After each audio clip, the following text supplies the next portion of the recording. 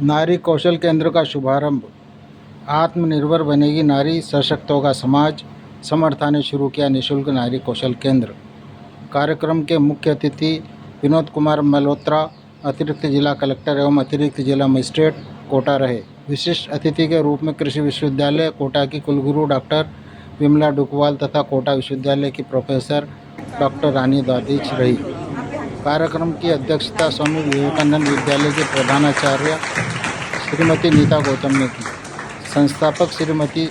सारिका मित्तल ने बताया कि नारी कौशल केंद्र पूर्णतः निःशुल्क संचालित किया जाएगा, जिसमें बालिकाओं एवं महिलाओं को प्रतिदिन 2 घंटे का प्रशिक्षण प्रदान किया जाएगा। शुभारंभ कार्यक्रम में हमारे बीच में विराजित श्रीमती विमला जी, माननीय कुलगुरु कोटा कृषि विश्वविद्यालय कोटा, समादरणीय श्रीमती दीना जी, प्रोफेसर कोटा यूनिवर्सिटी, हमारी संस्थान को अपने कौशल से मार्गदर्शन देने वाली नीता जी गौतम, इस बहुत अच्छे विषय की शुरुआत करने वाली परम सम्मानीय सरिता जी और सोनल जी, साथ ही साथ विद्यालय प्रबंधन कारिणी में बतौर सचिव के रूप में हम विराजित माननीय अनिल जी भाई साहब, अंतिम पंक्ति तक विराजित मेरी बच्चियों, निश्चित रूप से मेरा नाम एक बहुत अच्छा एक ऐसा विषय है जिस पर मुझे बड़ा गर्व का अनुभव हो रहा है कि मैं आज एक ऐसे पुनीत काम के शुभारंभ पर मैं एक साक्षी बना हूं। मेरा नाम विनोद है, मैं अतिरिक्त जिला कलेक्टर हूं और बच्चियों मैं आप लोगों से थोड़ा सा कुछ विषयों पर जरूर चर्चा करना चाहूंगा।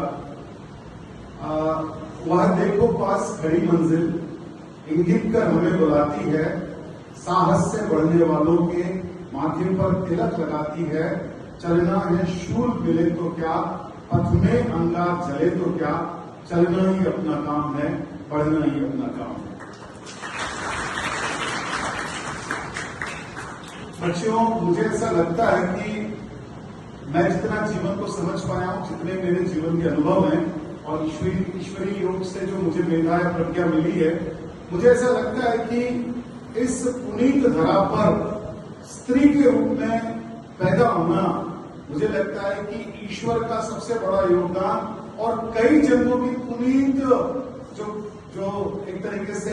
पुण्य है, उन पुण्यों का परिणाम है कि हम भारत की भूमि पर, इस सुंदर धरा पर एक स्त्री के रूप में जन्म लेते हैं। क्योंकि यही एक ऐसी धरा है, यही एक ऐसी सनातन संस्कृति है जहां पर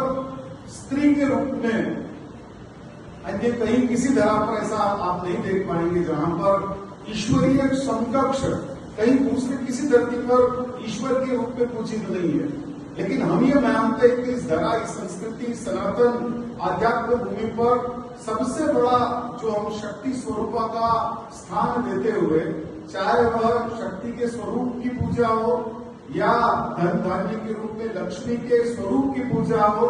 या ज्ञान के स्वरूपा के स्वरूप में, इस नारी शक्ति को पूजने का जो पुनीत एकमात्र जो धरा है वो ये भारतवर्ष है। तो निश्चित रूप से आप सभी बच्चे अपने आप को गौरवान्वित महसूस करें कि आप ऐसी सुंदर धरा और ऐसे सुंदर संस्कारों और ऐसे पावन धरा पर आप उत्पन्न हुए हैं। स्त्री प्रकृति की एक बहुत ही महत्वपूर्ण और सबसे ऐसा